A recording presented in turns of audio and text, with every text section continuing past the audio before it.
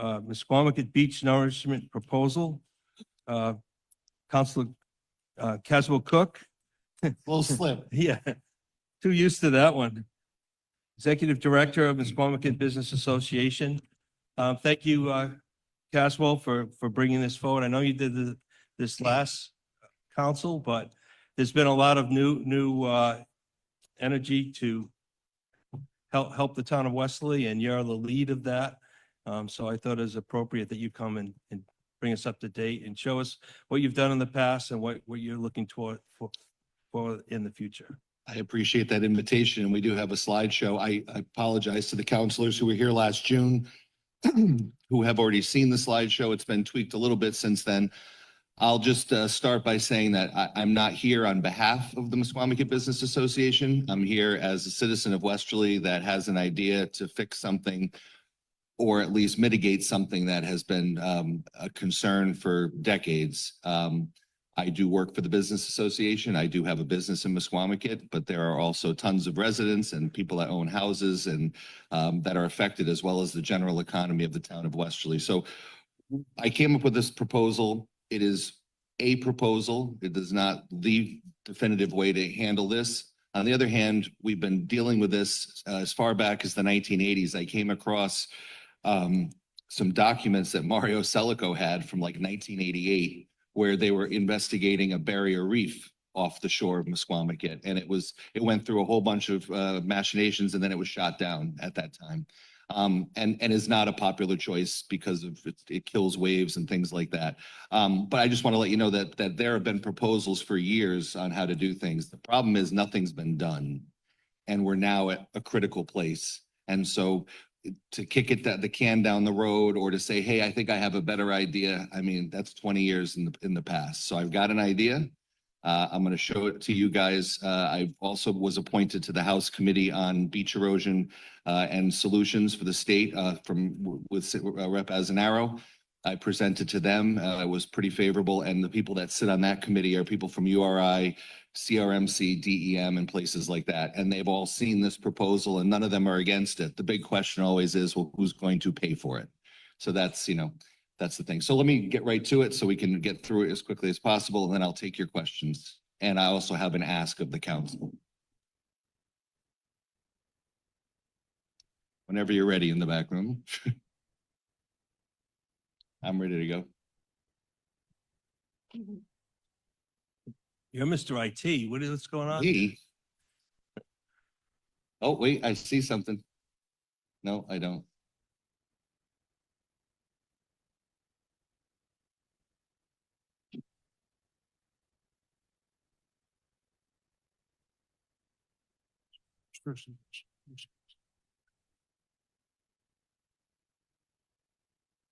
Mike, we're still not on Verizon again.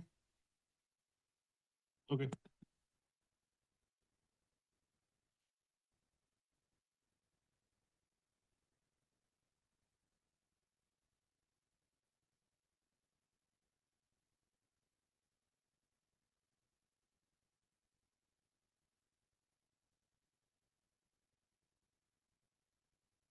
All right.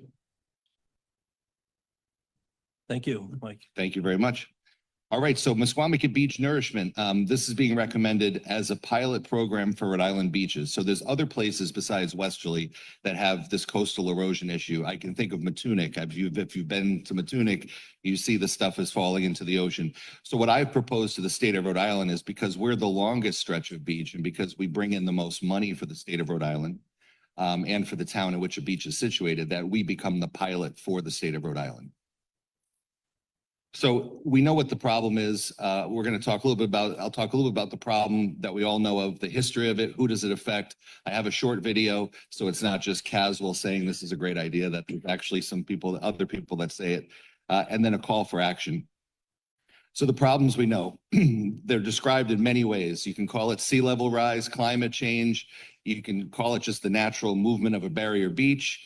You can say it's because of the frequent storms, but those are the problems. And one of the problems, a big problem, is public access to the beach, because the less beach we have, when it's right up against somebody's house, the less access we have. So we lose shoreline each year, even in a normal winter. Barrier beaches want to move. If we could go back to 1890 and rezone that area, we wouldn't allow anyone to build there. I mean, we know that now, but we didn't know that in the 1800s or 1928 or 1954. And they just kept building and building. And now we have what we have. And so you either have to retreat, let it all fall into the ocean, or we have to do something about it. Hurricanes and superstorms ravage the beach and the infrastructure. But the problem is even a regular nor'easter or a wind and rain event can cause hurricane-like damage and flooding. Last winter, the councilors that were here, well, even those of you who weren't on the council, you saw those storms last year, what they did down by Atlantic Avenue and all those places. And it cost the town tens of thousands of dollars to go down there after each storm and spend days just scooping sand out of the street and putting it back. So you're spending money one way or the other, whether you like it or not, because you have to clean up after these events. And then, of course, it makes insurance hard to get, and it makes it very expensive. Obviously, if there's no space between a place on the beach, a house or a business, and the ocean, your insurance is going to be higher. This is the picture I've shown many times, but I love to show it. The corner of that building, the white building, is the present day deck of the Windjammer. So that's what it looked like in the 70s. All that lovely beach, and there was no drop from the deck of the Windjammer to the beach. And this is what it looked like in the wintertime. That corner is the corner of the Windjammer. The time is up. There's no more time. It's here. It's at that breaking point, whether it's the Pleasant View or the Windjammer or right next to the town beach where it breaks through all the time. This is a scene you see up and down the beach. There's been plenty of mitigation attempts. We dredged the pond. Chris was on that council. We spent years trying to get a little piece of pond dredged, and it was great. And it cost a couple $1 million, and they just stuck it on the state beach and it washed away because it was like a little Band-Aid. And because they kept fighting, well, you can't put that anywhere else. You can only put that on state property. And I'm thinking, Mother Nature doesn't really care if it's the state, the town, a private business, a private homeowner, or a public access right of way. Mother Nature is going to take what she wants. So that didn't work. There's been a great job raising structures. They certainly help, but it's not a long-term solution. I mean, your structure can be raised, but if it's out in the ocean, what are you going to take a boat to get to it? So no proposal take the whole stretch of beach into account. It's all separate and piecemeal. The state does something, the town does something, the fire district does something, the businesses do something, a couple residents will put some, extra dune in front of their place. But at the end of the day, if you don't take that whole 3-mile stretch together, everything is going to be just temporary measures. We've had lots of studies on this. We had the Pawcatuck River study, which when I was here last June, I said to the council, it was kind of erroneously named because if I told you there was a Pawcatuck River study, what would you think that is? A study of the Pawcatuck River. It wasn't. It was a study of the coastline. And when Army Corps came in front of my committee that I'm on at the state, I said to them, this is really a poor name. And they conceded that. And then there's other, solutions that have come up with. But a lot of these things look great on paper and here's what you can do. But again, nobody's ever done anything. This is a video I love to show. And I asked Rep. Azanaro after I showed it, I said, when did you think this video is from? And I'll play it. This was, I think, taken from a police vehicle. This is Atlantic Avenue, and then these are the side streets. And that's the water rushing down, to all the residents, the homes. And I asked Rep. Azanaro, I said, when did you think that was? And he said, oh, that must have been Hurricane Bob. And I said, no, that was last December. That's a winter storm from last December. That's not just affecting the beach or eating a little beach away. That is going down and affecting hundreds of homes on all of those side streets. This is what it looked like last winter. And I mean, this is your town's equipment down there spending time, manpower, and money cleaning this up after every little storm. So who does it affect? What I don't want the misconception to be is, oh, well, we're just here to save some businesses. Now, if I told you that there were 52 businesses in any other part of town that were in danger of being closed, everybody would jump and say, how do we save them? Now, most people in Westerly, not to be mean, but they're like, well, that's the people at the beach, too bad. But it's not just those 52 businesses. It's the residents. It's the public access. It's the Westerly taxpayers. It's the local and state economy. It's town and state property. And you guys keep buying property down there. You own this property. So you're spending $3 million to buy, whatever the water slide property, Pellegrino's property. I think it's great. Buy it, but you need to protect it if you're going to buy it. So, don't be penny wise, pound foolish is kind of what I've been saying to folks. Parking is this is the impact that I don't think people get. So when someone will say, and I'm not looking at you, Dylan, I promise. No, I'm just joking. I figured I'd throw the first salvo tonight. No, but Dylan, one of the things that people say is, okay, so let nature take back that area. And that is certainly something that the council can make a decision to do. When the big one comes, it's all gone. And I get it. But you have to remember, it's not that you're losing the businesses or the homes, you're losing public access, you're losing parking lots. If you lose 2,700 parking spots at the State Beach and 2,000 additional parking spots along that 3-mile stretch, you're losing 5,000 beach parking spots. That's the largest in the state. And no one can tell me, and I've asked this question, where can I find 5,000 parking spaces near the ocean? Nowhere in the state of Rhode Island. We're it. Walmart is the closest parking lot to Musquamacut that could even hold, what do they have, 1,000 cars? I have no idea, maybe 1,500, I have no idea.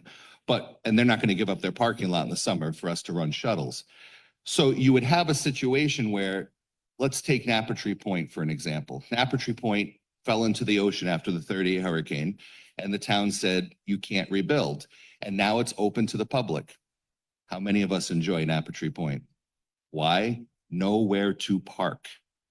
So you can let that whole 3-mile stretch of Atlantic Avenue fall into the ocean, and it can be public. And if you happen to own a 4-wheel drive or ride a horse or can hike, go for it. Otherwise, you are not accessing that barrier beach. You see it all over Cape Cod. There's tons of barrier beach, and you just sit there from the shore and look at it. And a couple people might hike out there. That's what will happen to Musquamacut Beach if there's no parking. So what are we going to lose? Or what do we have? Basically, we have in the vicinity of $9 million annually in property taxes, roughly 1,500 seasonal jobs, 50 businesses, 215 houses, 215 homes. That is an amazing amount of number. We have a town beach, we have a state beach, we have 2 trailer parks, and we're going to have a loss of millions in hotel and meals tax and state beach parking revenue that goes directly to the town and the state. The parking lot revenue is $2.4 million per season, and 1.2 million of that is the state beach, of which the town gets about 200 and I don't know what it is, 220, 250. It's in that vicinity. $1 million in hotel tax that's shared by the town and state and the local tourism district. 1.3 million in meals and beverage tax for Westerly, of which Musquamacut is a huge contributor. Ask any business in town, when do they do the majority of their business with a restaurant? They're busy in the summer. They're not busy in January. They're busy because of the beach. $9.1 million in sales tax for Westerly from restaurants, of which Musquamacut's a major contributor. There's the sales tax, there's the gas tax. There's so many taxes that go right to the town and state that we would lose without all those businesses. So if you take 1,500 seasonal jobs, 15 weeks equals 13.5 million in gross wages. And out of that, approximately 1.41 million is federal and state taxes, which includes Social Security, Medicare, federal and state unemployment taxes. So here's the scope of the area. A misconception is we're only talking about the stretch of Atlantic Avenue. And when Army Corps did their study a few years back, they only took into account the value of the homes and businesses on Atlantic Avenue that were on the ocean side. This is a map that shows, and anyone that went through Superstorm Sandy can attest that all of that area of Musquamacut is affected. So when I come up with tax numbers, I'm not talking about Atlantic Avenue. I'm talking about all the way up to 2nd Street, because that's where the damage is. There were houses after Sandy floating in the streets, 2 streets up. So it wasn't just on Atlantic Avenue. And then there's the whole other end of Atlantic Avenue and Breach Drive. And I'm sure the town manager can testify about the flooding troubles on Breach Drive all the time. That's not directly on the ocean, but it's affected, and it's in Musquamacut. And it's a loss of revenue. And you can't even get past on Weekapaug Road at the low point, you have no access during a major storm. So this is the entire scope that I'm talking about. And if you look at where the Musquamacut taxing district is, this is taking up nearly 80% of that Musquamacut fire district area. And that's where I come up with the numbers for property taxes that would be lost. Does anyone care if the beach goes away? That's a Sunday afternoon in Musquamacut. I don't know how many thousands of people are on that beach, but they're counting on us as a place to come. They come from Connecticut, Massachusetts with their pockets full of money. They drive here. They pay $50 to park a car. They pay $25, $30 for a lobster roll. They pay, you know, and they're dropping money in the town of Westerly for us, for our kids, for the people. Where would kids at Westerly High School work in the summer if it wasn't for that beach? So this is like just proof that a lot of people would care if Musquamacut were allowed to be washed away. Public access, that's the proof of it, that picture right there. And no parking, as I said before, means no public beach access. You can't park, you can't, most people can't get there. I mean, some people could. So those are all the problems. What are the solutions? The solutions are beach nourishment. I've come to the conclusion, and you can go yourself to this website, to NOAA's website, and there are nearly 400 projects across this country that have placed nearly 1.5 billion cubic feet of sand along the continental U.S. coastline. And it's being done in so many places. I've seen it done, Long Island, Virginia Beach. My wife and I were in Galveston watching one of these projects get done. And for them, it's just what they do every so many years. They just nourish their beaches.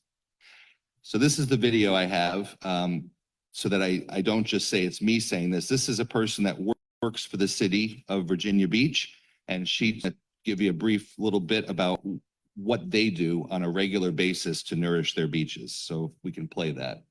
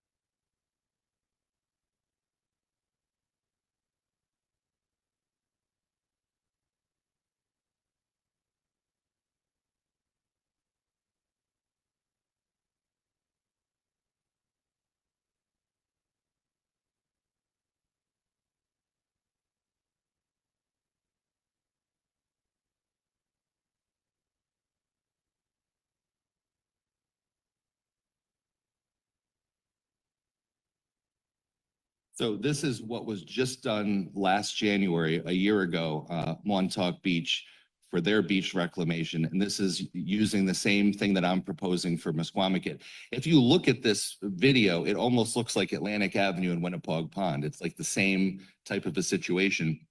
And you have homes and you have businesses. Right there, you have a huge parking lot that is being protected. And you can see how much beach is being added. It's incredible how much beach is being added. And so when that next hurricane comes, it gives you that much more protection between there and see, they have some hotels there, they have houses, they have businesses. And it's just like what we're up against. And the other thing that's really, really, really important is that by putting all that sand on the beach, you have a place to plant a dune. If you don't plant dunes in front of all of these places along the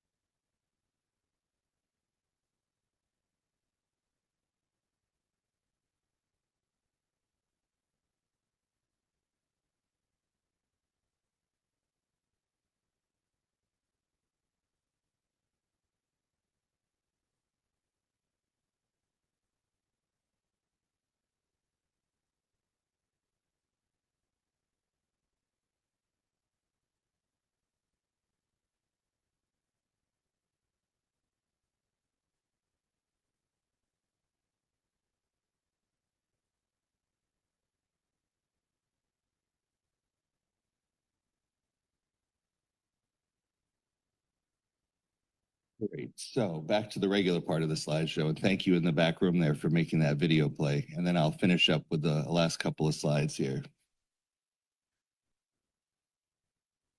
He's going to help me do that. So as he's doing that, I'll just say that, you know, that is showing that it's being done all over the place. If you go to that database, you can find out what the success was of those. The thing to remember is, again, this is a proposal that lasts somewhere around a decade. So this isn't going to, you know, nothing can fix permanently this problem, but you can fix it on a temporary basis so that you can keep things going until the point where you decide, you know, or a future council or CRMC decides, Army Corps, that it's just not worth it. But these projects are designed to manage the risk of coastal storm damage along the coast in a way that balances risk to human life and property while maintaining, enhancing, and restoring the ecosystem integrity and coastal biodiversity. And this is how it works. It's offshore. It scoops up the sand. It sends it in. In our case, we could take as much sand as we could from the pond too. The problem is with the pond is they let you dredge in little areas. You know, that's the problem. There's not enough. There's no way to fill 3 miles with what's in that pond. Well, there probably is, but they're not going to let us take it all. So it could be a combination of both, but this is the quickest and easiest way to get the sand and not affect the ecosystem in a way that we're told we can't do it. So beach erosion is expected to become increasingly more detrimental in the coming years. We've seen it. We know it. It's here. The coming years are now. While construction of hard structures like seawalls and artificial reefs might last longer, soft engineering projects like nourishment and dune restoration are generally more sustainable and less intrusive and needs to be repeated every 7 to 10 years. So if we added 100 to 150 feet of beach, not only do we protect the infrastructure, revenue, and jobs, but we expand public access. Right now, everybody, how many times have you been following, you know, what we've had to happen here at a council level? People saying, no, that's my beach. No, that's not. That's public. No, I can stand here and fish here. And then people come down and they'll stand and they'll get arrested, you know, to make a point. And it just goes on and on. There's pages on coastal access pages where thousands of people are screaming and yelling about coastal access. So here's the deal.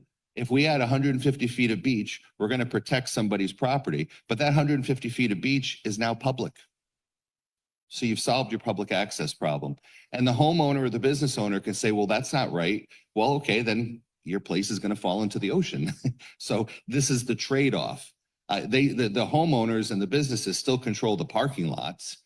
You know, so it's not like you're saying you get free parking or something, but what they can't do is chase somebody off, quote unquote, their beach. Because it won't be their beach, it will be the public's beach, you know, not right in front of their place where the sand already exists, but once you get into this new section of beach. And the Musqueam Fire District, and I didn't know if they would go for this, but they passed a unanimous resolution at their annual meeting last year, and we're in favor of it. And I think it's because you're either going to exist or you're not going to exist. And if you're going to exist, you need to coexist. And that's the only way to make it happen, is to do it this way. Because no one's going to give millions of dollars for private property. Adding the beach and protection for structures will bring down insurance rates and make it easier to obtain. And this is the scope of the project, 3 miles. The breachway would tuck in one end, and then at the end of the development area past the Pleasant View, we'd have to install a groin which would hold the other end in. So instead of putting little pieces of sand on the beach, you would have 3 miles, 100 yards, 150 feet of sand, tucked in by a breachway and a man-made groin at one end. So potential costs, and this is that's why it's doing this. It's $8 to $10 million per mile, and we have 3 miles to do. So that's $24 to $30 million for the project each decade. The Army Corps, if they approve a project, will pay up to 2/3. The state owns a half a mile of the 3 miles, so they're going to be on the hook for $4 to $5 million. And then Westerly would need to contribute $3 to $5 million per decade for this project, which is about $300,000 to $500,000 per year. There's other ways to fund this. There's meal tax, hotel tax. The fire district mentioned at their meeting about a contribution towards it. There's other ways. I've had private property owners say, I'll write a check for $20,000 towards this. There would be a way to generate even more funds, but they shouldn't have to write a personal check for it. I think it should be done through the proper process, which would be the town, state, and the federal government. Here's a perspective for the council for spending. You have $100 million annual town budget. We spent $50 million to redo the elementary schools.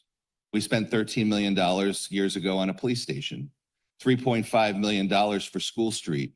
So the town of Westerly spent $3.5 million to fix one street in the town of Westerly.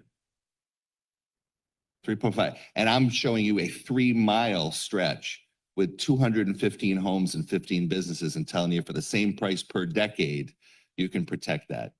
And 300 to 500,000 annually for keeping the ocean from taking Atlantic Avenue and losing those homes, I think is a price worth paying. And the perspective for the state is $5 million contribution per decade saves the state $150 million in direct revenue to the state budget. That's why they need to contribute to it. And Rep. As an Arrow is working hard on that. No action means we're going to lose millions in annual property taxes from Musquamaket, and it'll get passed on to every other taxpayer in Westerly. We're going to spend $25 to $30 million as a whole per decade to save hundreds of millions of dollars per decade. Or if your idea is retreat, then you're going to need to spend hundreds of millions of dollars to remove all the structures, the septic systems, the water lines, all of the infrastructure that the town has on that 3-mile stretch, the telephone poles, all of that stuff would have to be removed. And it would cost hundreds of millions to remove it unless you wait for the hurricane. But that's not a safe way to remove 215 septic systems. That's it's nice to say we can wait for the hurricane, but that's what no action means, unfortunately. So final tips and takeaways. Inaction will cost millions of dollars more than taking action. The long-term benefits include greater public access, protection of assets, infrastructure, town property, state property, homes, jobs. The clock is ticking. There's not really any more time. This project alone would take 4 years to permit at best if we got a yes. So, this is going to take the participation of everybody. So it's not just the town council that needs to do something. It's the council, it's our state rep and senator, it's the governor's office, DEM, CRMC, the fire district, the businesses, and the homeowners. If all of those cards are not together, don't fall into place, if all of those pieces of the puzzle don't fall into place, this doesn't happen. So what is my ask for the town council? My ask is for you in this year's budget to take the money that the state beach gives, the state of Rhode Island writes a check to the town of Westerly every year for $250,000-ish. I don't know what the exact number is, but whatever that state beach parking amount is, it's not costing Westerly taxpayers anything. It's coming out of state beach parking revenue that only exists if a state beach parking lot is there. And I'm asking you to take that $250,000 roughly and put it in a lockbox and hold it and let that build every year so that 5 years from now, when I come back and say, hey, town council, Army Corps said yes, state of Rhode Island said yes, you guys got $3 million, you'll be close to getting there. You'll be halfway there. So that's what I'm asking the town to do. Here's the other thing. If this doesn't pan out, you can use that money to dredge the pond. And if that doesn't pan out, you can use that money to retreat. So you're not hurting yourself by saving $250,000 a year out of $100 million. So that's my first ask. My second ask is, and the last council, former President Aiello had said this would be possible to do, or he authorized the manager to do so, but I would appreciate this new council authorizing the town manager to sit down with Army Corps. They agreed when I had them in front of me at the state panel, they agreed to relook at the Pawcatuck River study, the strangely named Pawcatuck study, and to go over the numbers, those numbers that I presented to you, which you could say to me, I don't think those numbers are true or whatever they are. Let's sit down with the town manager, with the taxing officials, with Army Corps and say, are these numbers correct? Will this work? And will you look at this again? If they say yes, then Senator Reed is going to need to put in a bill to the federal government authorizing a further study or reopening of the study. You see how this takes forever? But I don't feel daunted by it, but I want to start here, and I want our town council to start putting money aside this year and authorize the manager to talk to Army Corps to see if it's even feasible. So those are my two asks tonight. Very good. Concise and to the point. Any councilors wish to begin? Ms. Van Dover? Thank you for coming. It's always good to see you. I'm 100% for absolutely us speaking to the Army Corps of Engineers. I think we have nothing to lose and everything to gain by getting the information that we need. I know there's people that may not necessarily agree with that, but again, I don't think us listening to the solution is going to affect anybody in a negative way or a positive way. Just, we should get all the facts before we make decisions on this. And I mean, I know as far as I'm concerned, I live here because of Misquamicut. I spent my childhood here. It has very, very fond memories of, I have very fond memories of it. So I would like to see it kept in place for at least my lifetime. So thank you again for coming out, and I look forward to see where this goes. Thank you. Thank you. Any other comments? Yes, Councilor Niemeyer. Thank you for coming to talk to us about this. I just wanted to echo what Rose said. What Councilor Van Dover said. I also would like the town manager to talk to the Army Corps of Engineers, because what we need is more information, and that's the way to get it. Thank you for the suggestion, and thank you for laying out the path that we could take on this. Yeah. Thanks, Becky.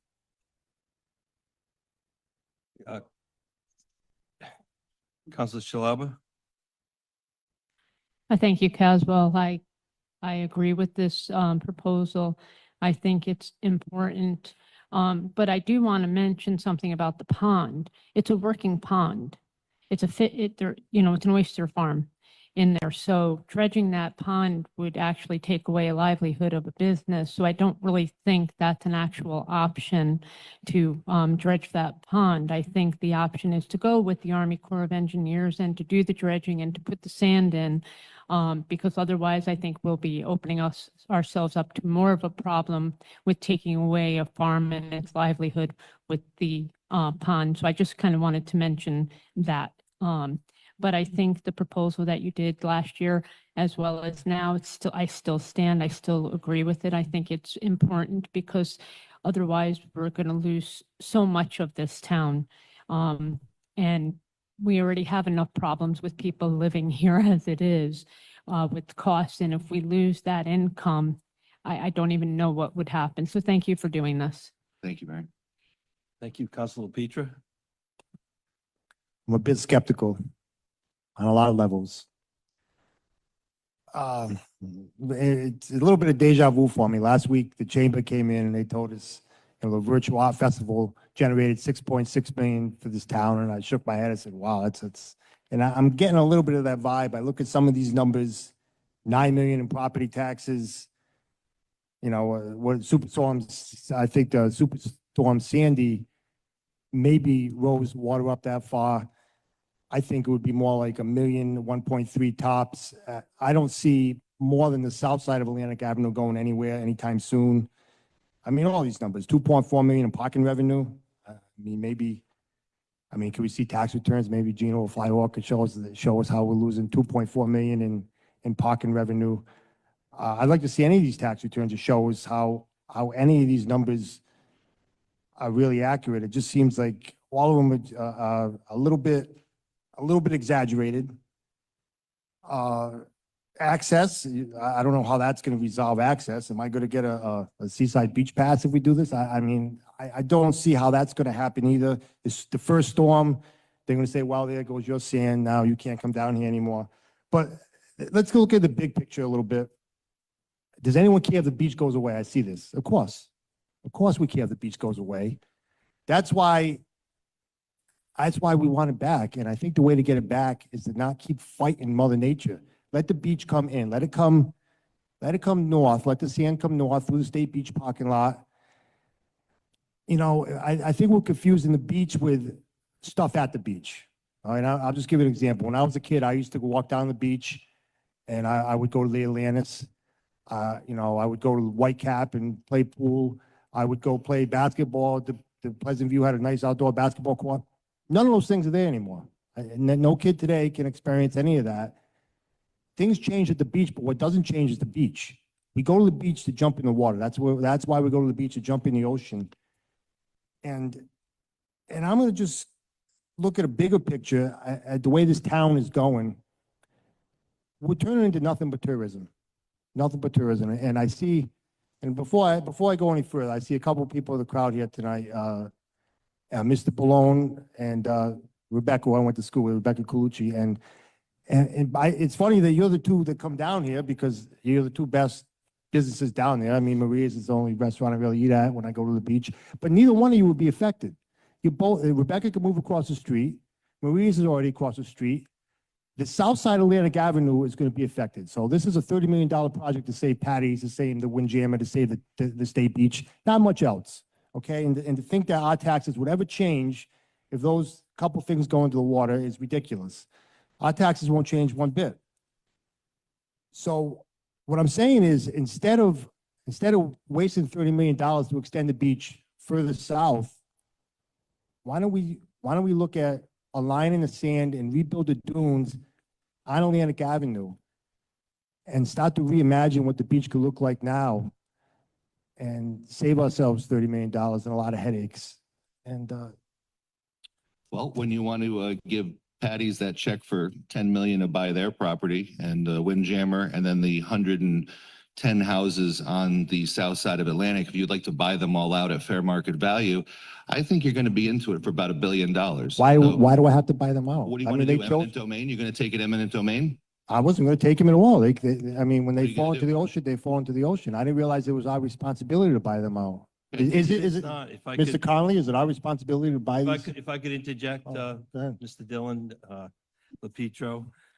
I think we were talking about the grand list, losing the grand list. We all got a tax bill this Saturday. So you'd be seeing that going up quite a Do bit. you 'cause the really grand be- list would be going. Do you really believe that losing a little bit of Atlantic Avenue or the south side of Atlantic Avenue would change anyone's taxes? I mean, I hear this all Well, the you're time. an accountant, so Yeah. you know dollars and cents. Sure. So if you lose, If I lose 1.3 million, 110 million, 110 million, we're going to lose. Gee, our There's a- budget's only 105 million a year. How are we going to lose 110 million? there's 110 houses on the south side. Oh, you're talking But- about the $1 billion grand list. I'm talking So- about the property taxes. Yeah, that's what I'm talking about. Okay. So 110 houses on the south side, Yeah. each worth $1 million or more. What do you think they pay in So the- property the taxes? Grand list, they pay, what, 10% of what their property value is, round Well, number? give me a number. What do you think they pay in property taxes? 110 million? 110 million, Chris. Wow. I see you're an engineer, not an accountant. You think they pay 110 million in property you're- taxes on the south side of Atlantic What Avenue? do you? This what do you- is what I'm talking what about. do These they numbers pay? are fugazi. I would say maybe 1.3 million. Yeah, 110 million is a little high, maybe 2 million tops on the south side of Atlantic Avenue. Yeah, I think I Okay. missed the decimal point. It's something. Listen, But it's Right. 110 million in equity in the grand list All right. times 10%. So that's, Listen, 11 I could promise you, million? I could promise you this. If the State Beach Park line were to disappear and we lose the $250,000 of revenue, we're not talking about the cost. No one's mentioned the cost of the State Beach. No one's mentioned the police force. No one's mentioned DPW. How many times Sean has to send DPW down there? Wear and tear machines, manpower. I don't know if we make anything on the State Beach when they get after the 250,000, if you minus the cost. This town we're always going to have a beach. Okay, we could reimagine. We Okay. can reimagine our economy a little bit. And Councilor LaPetra, I have been listening to you say this for the last 2 years, but I don't see a plan. You have no plan. So I'd be happy with a 6-1 vote tonight. Listen, it's funny that we're I'm never having, going to convince you, so I'm not going to we have to have this this presentation on the agenda during my busy time. I get 80 hours of work week, the last couple weeks. I sat Could up we- there 16 years. You've been there Could for we, 2. could we, Don't could we complain do to this in me. the summer? Could we do this in the summer? I'll show you a plan. My I used to plan is come to retreat. council meetings in the My- summer, My, absolutely. and I got some plan, I got a plan to replace the parking as well. that State Beach parking lot, we're only going to lose the south side of Atlantic Avenue. We could use, and you know him very well, George Tattersall came up with a plan years ago. You can get some parking on the right side of 78. You've mentioned it yourself. You could use Walmart. You could use Benny's. You could use the property we've acquired across the street. And if we lose a few hundred spots, even 1,000 spots, is it going to affect our economy? Absolutely not. Absolutely. My taxes aren't going up 1 penny. I know that for a fact. So I'm not going to spend $30 million to save the Windjam. I'm sorry. I want to save our beach. I want to save our town. Number And one. that's it. Number one, first of all, and I've sat and listened to you berate me before at these council meetings. Yeah, I don't want to go back and forth. And I don't want to go and back, forth. but I just, if I may, Mr. President, if you'd indulge me for 30 seconds, I'll say this. Number one, this is not to save one particular business, okay?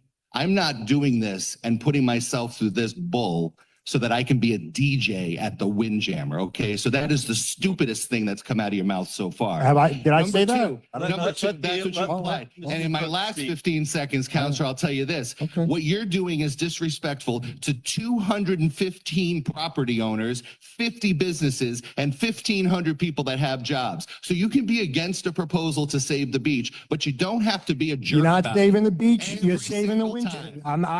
I say, you keep saying saving the beach. I didn't That say is, save the you beach. did, you just said save the All beach. right, well, whatever. The beach will always be there. And that's where we make the That's mistake. right. That's where we make the mistake. The And beach the will earth will always be there. be here too, but maybe humankind won't. I'm just trying to offer a solution. Here's the last thing I'll say, and I appreciate the time, and I'm sorry. Yeah, that we let get- us continue. It is just, all I'm saying is put aside some money for whatever project you choose, whether it's Dylan's retreat project to put a parking lot on the side of 78, whatever it is, start saving the money. It's important for you to do that.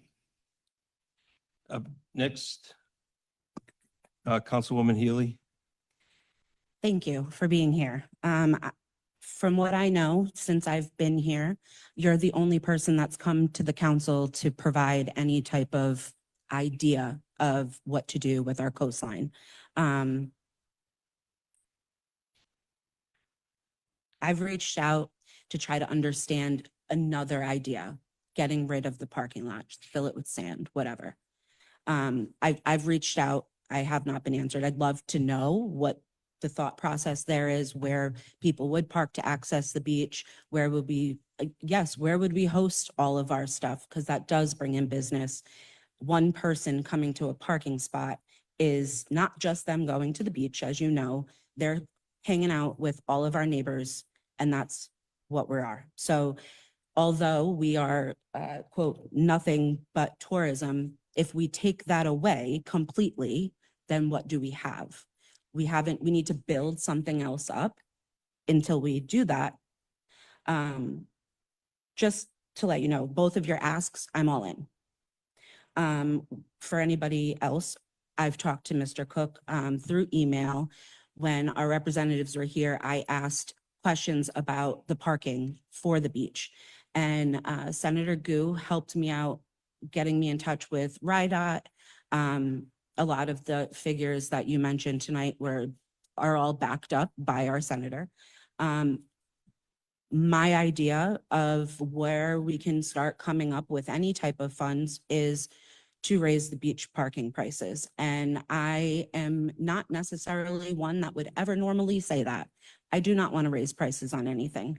However, I found out by RIDOT that 80% of the parkers at that state beach are out of town or out of state. So I am 100% on board with taking that revenue and putting it into a piggy bank and hoping that it can accrue some good interest and we can have something for when the time comes, because like you said, this isn't just gonna go away. One of the slides that you did mention, you mentioned NOAA. And I just want to state my hesitancy on putting too much faith into them. Although they are, in my opinion, one of the best organizations in this country. They're important general, but especially to the state, URI, us, all of it. But with the current administration, if I don't know what kind of drastic cuts are going to come, I just want to err on the side of caution there.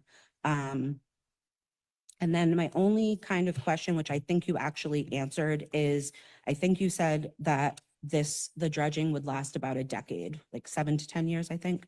So it's hard. It's hard to sit here and say that I want us to have to come up with such huge amounts of money. But you're right. If this stuff is gone, my taxes go up, their taxes go up. Where am I going to hang out? And not for nothing, but that is where we all go. That's where we enjoy our time, and people come here for that. So I personally am 100% in. I was here the last time you presented. I was very confused. I had no idea that we could put something in the middle of the ocean, suck it up to bring it here. Had no idea, because I was not schooled in this. So I appreciate you coming back. In the time, I did my best to learn and do my due diligence. And I think you're right on the ball here. I mean, what is the alternate? Yes, we can just whatever, let it go, but we're still coming up with money to remove all of the debris, remove any, I mean, we can't just leave gas lines out, or not gas lines, but you know what I mean? Right. So, long story long, I'm all in. I definitely want the town manager to sit down with the Army Corps. The figures were brought up, like, can we trust them? Let's sit down and find out. And then, yes, to the budget money. Absolutely, yes. That's an easy yes for me. So thank you very much. Thank you. Thank you. Any other councilors wish to speak? Councilor Aiello? Thank you for coming, Caswell. Listen, I know where you live, but I won't follow you home tonight. I promise. Well, just bring a pizza or something with you.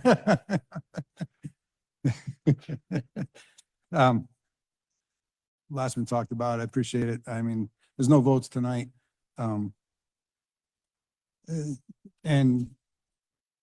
I think you touched on a few things more tonight than you did the last time we saw it. So I appreciate that. None of us are experts on oceanography, you know, the sand movement, all this stuff. I mean, if we did it, would it last 10 years? I don't know. Would it last 5? Would it last 20? Who knows? But again, the key question is, where's the funding going to come from for that? It's not like doing a 200-foot section. And as you know, when the pond was dredged, it did take several years to get the permitting for that. There's a bunch of 3- and 4-letter agencies to go through. That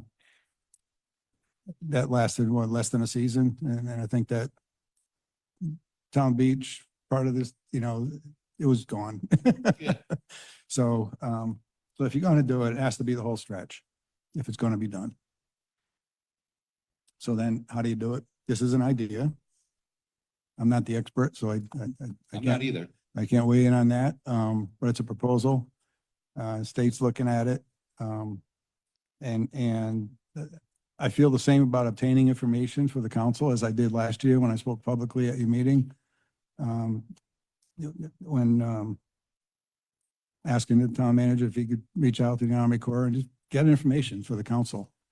No decisions, just get some information, find out, is there anything we can do, or what would we have to do? What are the steps, et cetera.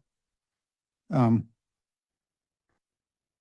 it's, you know, setting aside some money, there's a lot of competing factors. I think we need to set aside money for several things. Obviously, I think the Marina project is one. Where Bradford School was is another ongoing recreational project that needs to be restored. So what do we do with the beach area too? And I do have to say this though, and I don't mean it in a derogatory or mean way at all, but when people build right next to an ocean, there is a certain amount of risk that you take on yourself. I'm not talking to you directly, but I'm just saying in general, if you build, just like if you're going to build a house next to an established shopping center that has parking lot lights, you know, don't complain about the lights if you're building after that. So I'm just saying that, you know, I don't believe it's a town's responsibility to fix everything. And I certainly wouldn't shut off any any contributions from anybody, especially if it's not wouldn't be a one-time fix, so to speak, ongoing thing. So I think everybody would appreciate any help. So if this was the route that moved forward. And as you know, the pond, when we dredged it, it was eelgrass restoration. And so as you probably remember, they were very strict on where these little pockets of sand could be dredged from, which protected so many oyster farms, protected other areas. So there's very little. I think one time it got 75,000 tons or something and it washed away. Another time it was less than that, it washed away. So I'm never opposed to getting information and giving it a proper evaluation. And we'll see where it goes from there. And, maybe it's this idea, maybe it's something Councilor LaPetra is saying, or maybe it's a combination, or maybe it's something that none of us have thought of. But again, I just say that I'm open to hearing information. All right, thank you. Thank you. Everyone's spoken, so I'd like to just conclude by thanking you for coming and bringing this awareness to this council. I appreciate what you've done over the last years. We need this input to really define how much Muscomaca Beach means to the taxpayers, to the community, to tourism, to our budget. And losing the beach, as you said, and just losing the houses along the water, and it could be 1.5 million, as Mr. LaPetra said. That's over 10 years. It's $15 million. It's a loss to the Wesley taxpayers. So that's just the houses, let alone the tourism, the businesses that are along there. So it does become expensive for Wesley. It will be hit by everybody in Westerly if we do let this go. And you can readily see the erosion following the Easter storms. It's not just the hurricanes, which everybody goes to the beach and sees that, but the northeasters from last year, I remember most definitively how much of the dunes were destroyed. I'd be looking for the individual homeowners to fortify their dunes. There's a URI study that recommends that they create these silt socks within the dune and cover it with sand and beach grass, so it looks natural, of course, but it protects their property. So I would look to have some kind of a program that shows what that would cost each homeowner, and what how they could implement it during the proper seasons. It has to be regulated by CRMC how it's installed. So I think that's one solution. But the dredging, I would like to see the Army Corps identify how much sand is available offshore. Can we get this 3-mile beach? 100 foot of sand, that would be great. Going to New Jersey growing up, they did that every year as well. So that's just how you maintain your greatest assets. You have to invest in it. So thank you again for coming here and giving these options. And yes, certainly I would support Sean meeting with the Army Corps and looking at other options, getting us more information. And during budget season, we'll certainly talk about it. Mr. Yes, Duhamel? Mr. Manager? Yeah, just to clarify, I did meet with the Army Corps on it. It could be beneficial. It was an 80-20 split. They support 80%. The town and state and property owners or whoever have to come up with 20%. So you were saying a third or 2/3. So they actually indicate a little more. And it does require a maintenance plan. So you have to, it's not like you put it there and wait for it to all go away and then do it again. There's a maintenance plan in place to keep monitoring it as they do, like you mentioned, Chris, in New Jersey. There's a maintenance plan in effect to keep restoring it. So. Thank you. Mr. President, I have a quick comment as it pertains to Mr. Cook's ask during the budget. I think it'll be a budget question that we'll go through. Just a quick point I'd like to say for the town. It's been a great presentation, and why he hasn't convinced me to go to the whole 250,000, I will say He's convinced me enough I think I would take the 50 grand that we give the Ocean Community Chamber of Commerce and reallocate I that. knew you were And I gonna would go some. Reallocate that You're into a way out beach of erosion, order. into a beach erosion fund. Thank you, thank you. He's convinced You me. want me to shut off your mic? No, I just want to. I knew you were gonna do something funny like that.